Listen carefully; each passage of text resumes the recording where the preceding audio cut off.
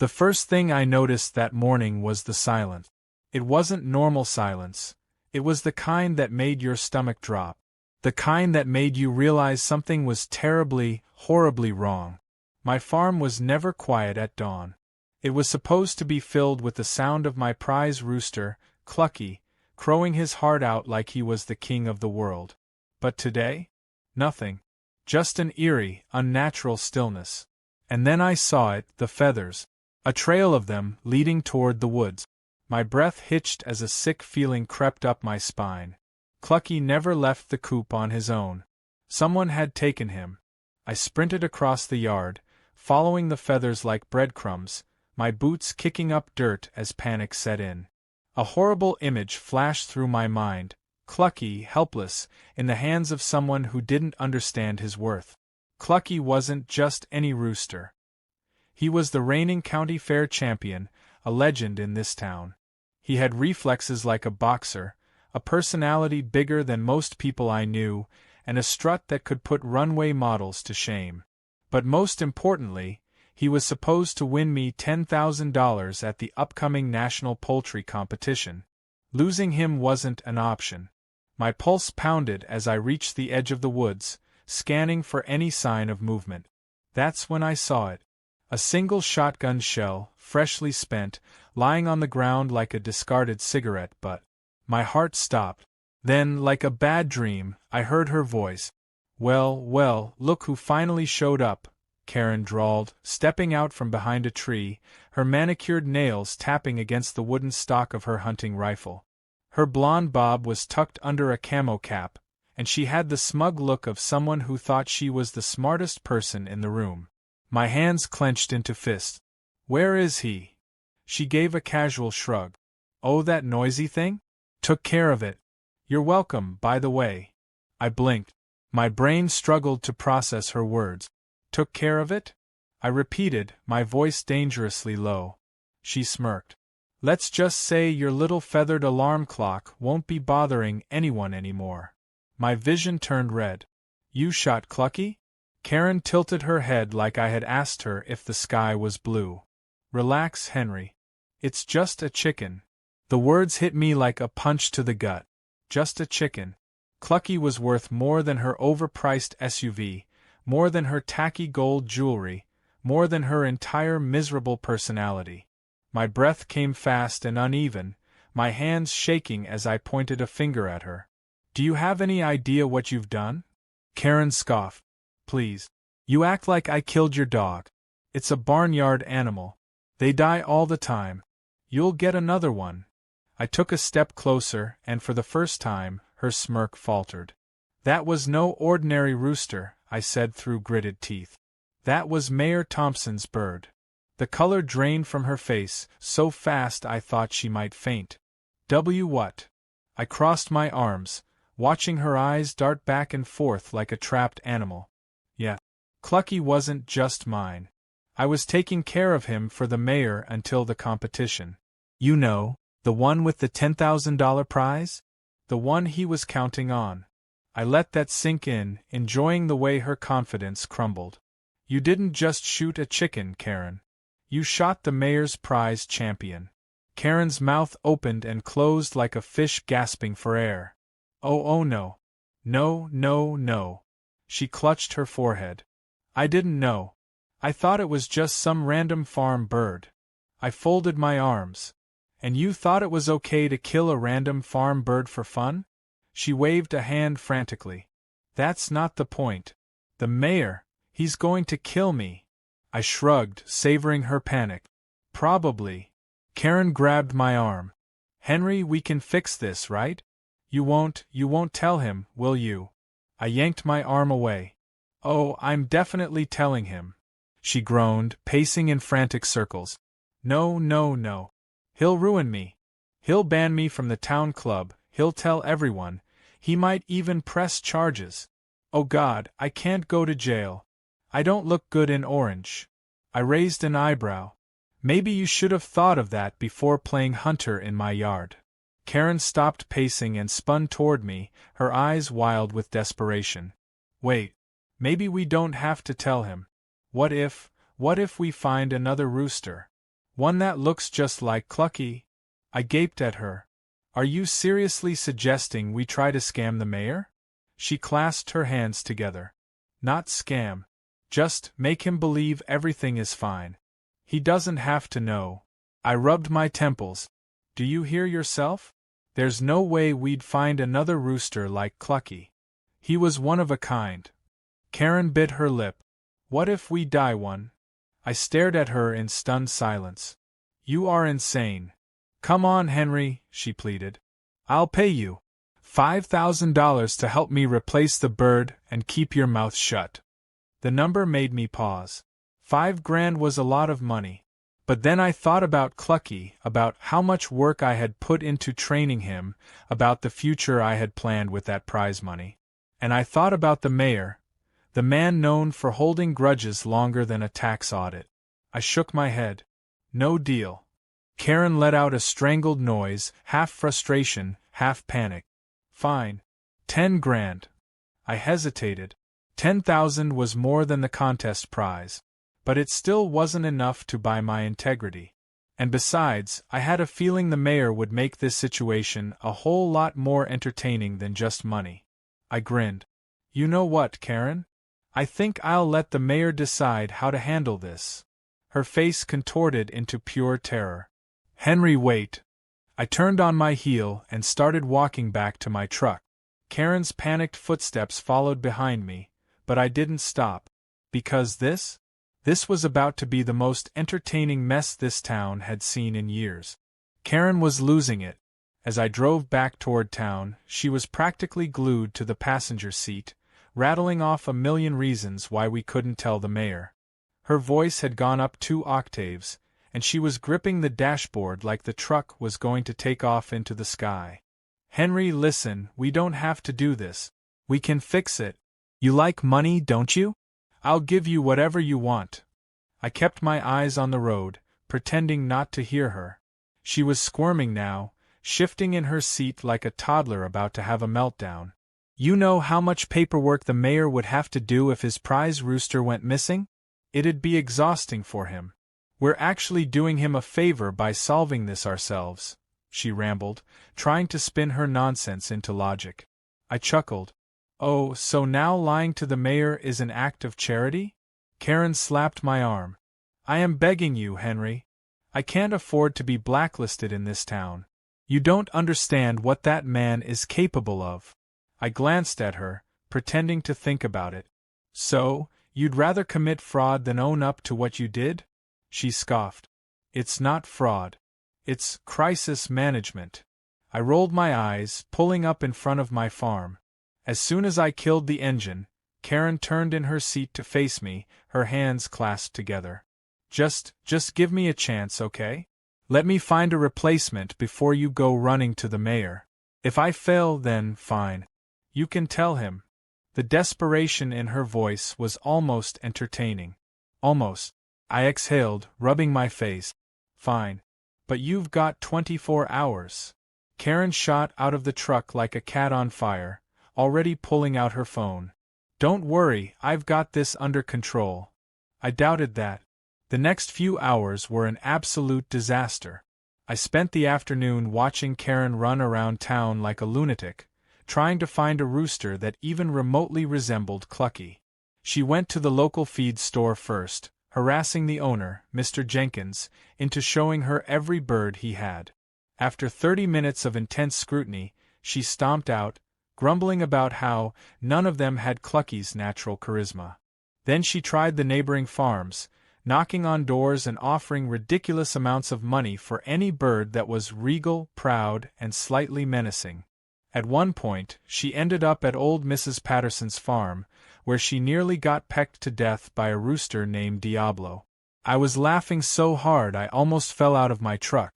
Finally, after exhausting every logical option, Karen resorted to the most ridiculous plan yet. She bought a random white rooster, then stopped by the local craft store and loaded up on hair dye and fabric paint.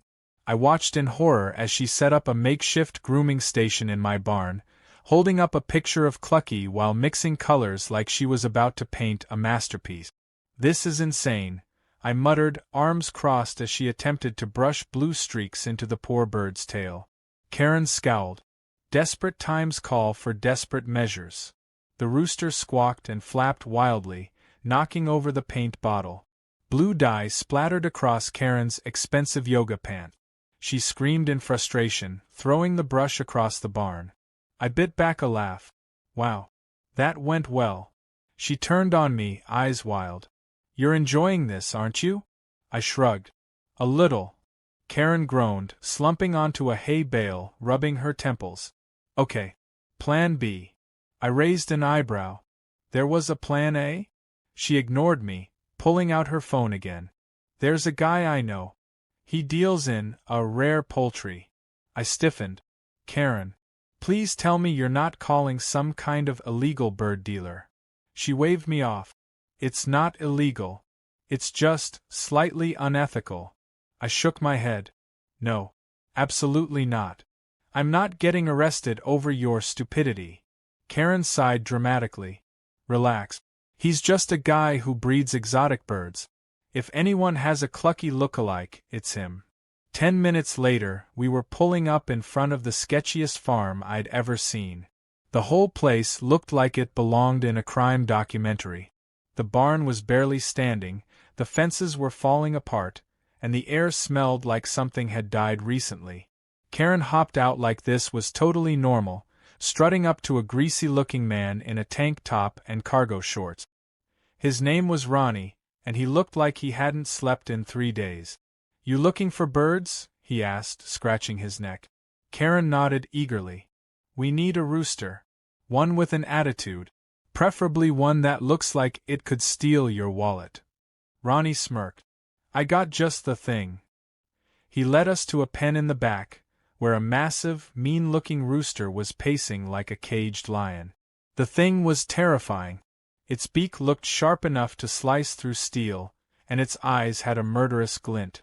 Karen clapped her hands together. Perfect. We'll take him. I grabbed her arm. Are you insane? That thing looks like it eats other chickens for sport. She pulled away. He's got presence. That's what we need. Before I could protest further, Ronnie opened the pen, and the rooster lunged.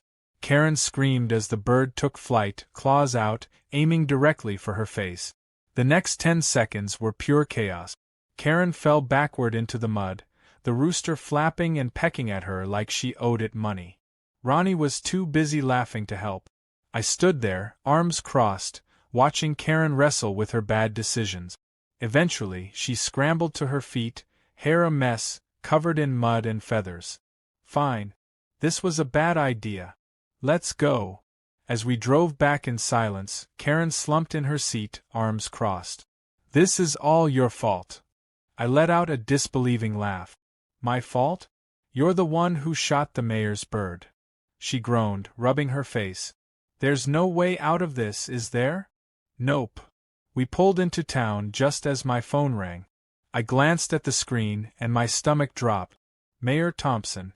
Karen saw the name and gasped. Oh no. Oh no no no. I took a deep breath and answered. Hello? The mayor's voice was eerily calm.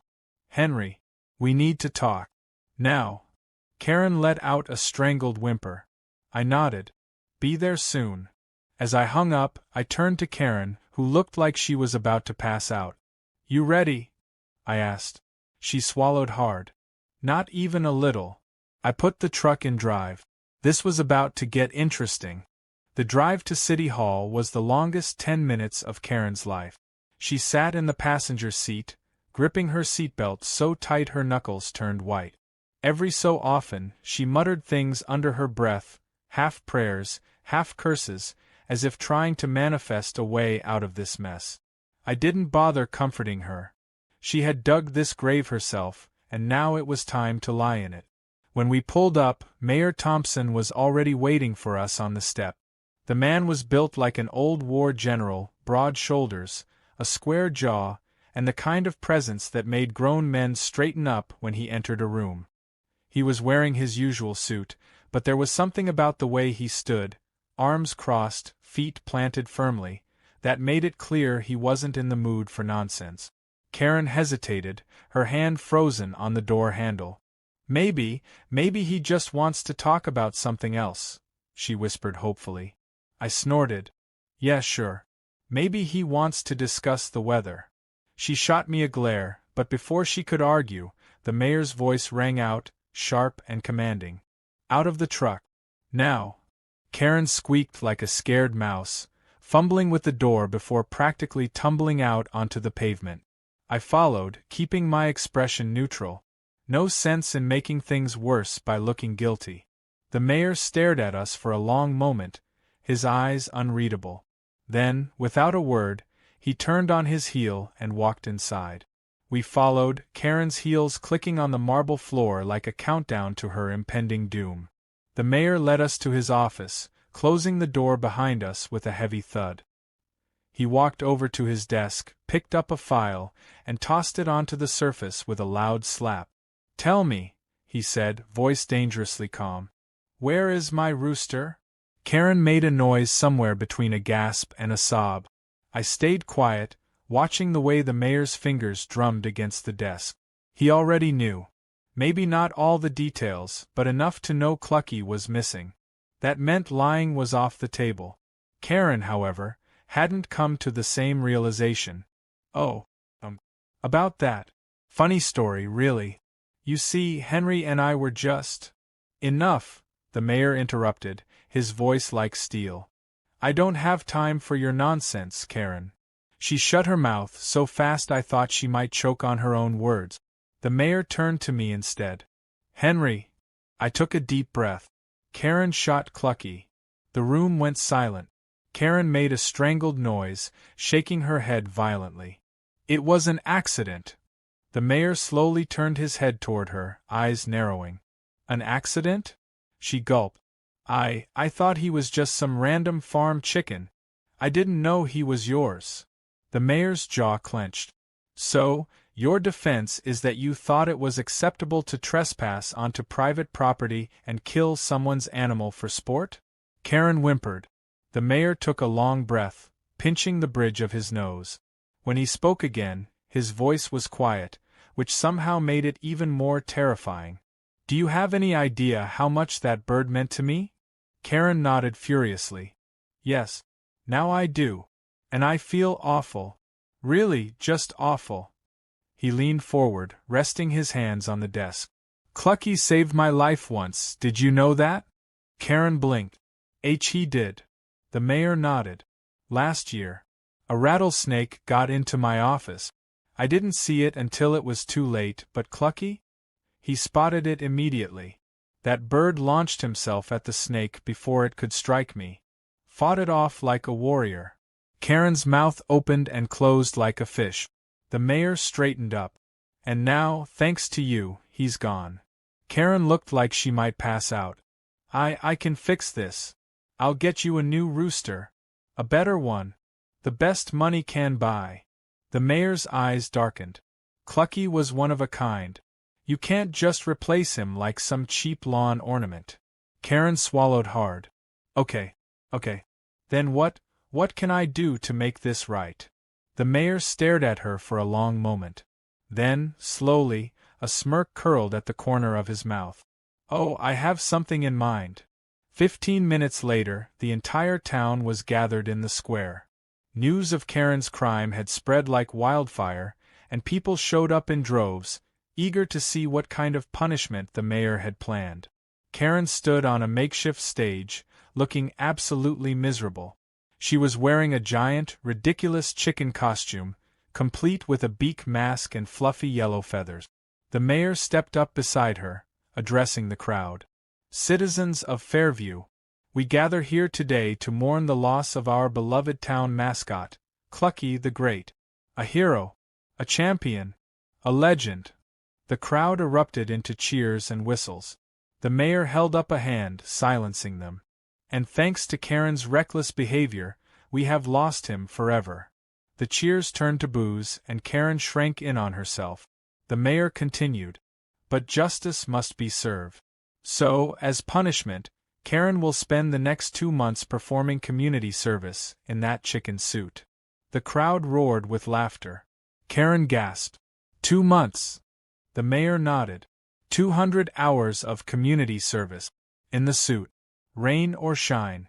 Karen groaned, burying her face in her feathered hands. The mayor wasn't done. And let's not forget the financial damage. Clucky was set to win a $10,000 prize at the National Poultry Competition. Since Karen robbed us of that opportunity, she will pay the town $10,000 in damages. Karen choked. I don't have $10,000. The mayor smirked. Then you'd better start saving. The crowd erupted in cheers again, clapping and stomping their feet. Karen looked at me, her eyes full of betrayal. You're enjoying this, aren't you? I grinned. A little. And then, just as I thought the day couldn't get any better, I heard it. A familiar cluck. The crowd went silent. Heads turned. And there, strutting out from behind a food stand like he owned the place, was Clucky. I blinked. No way. Karen gasped. Oh my God. Clucky flapped his wings, let out a triumphant crow, and hopped onto a crate. The mayor's eyes widened. Clucky. Turns out Karen hadn't killed him. She had only injured him slightly, and in the chaos, he had escaped into the woods. A local farmer had found him and nursed him back to health, completely unaware of the town-wide panic. The crowd exploded into cheers. The mayor, beaming, scooped Clucky up like a long-lost son. Clucky lives. Karen let out a sob of relief. Does this mean I don't have to wear the suit? The mayor looked at her. Oh no. You're still wearing it. And so, Clucky was reunited with his rightful owner. The town had a new favorite story to tell for generations, and Karen? Karen spent the next 2 months picking up trash in a chicken suit. Justice had never been so sweet.